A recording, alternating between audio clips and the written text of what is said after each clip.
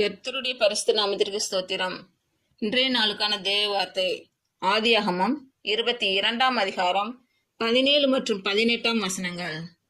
நான் உன்னை ஆசீர்வதிக்கவே ஆசீர்வதித்து உன் சந்ததியை வானத்து நட்சத்திரங்களைப் போலவும் கடற்கரை மணலைப் போலவும் பெருகவே பெருக பண்ணுவேன் என்றும் உன் சந்ததியார் தங்கள் சத்துருக்களின் வாசல்களை சுதந்திரித்துக் கொள்வார்கள் என்றும் நீ என் சொல்லுக்கு கீழ்ப்படிந்தபடியினால் உன் சந்ததிக்குள் பூமியில் உள்ள சகல ஜாதிகளும் ஆசீர்வதிக்கப்படும் என்றும் என் பேரில் ஆணையிட்டேன் என்று கர்த்தர் சொல்லுகிறார் என்றார்.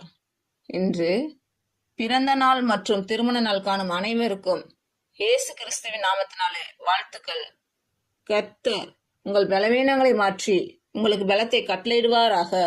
கர்த்தர் உங்களையும் உங்கள் பிள்ளைகளையும் உங்கள் பிள்ளைகளின் பிள்ளைகளையும் ஆசீர்வதிப்பாராக.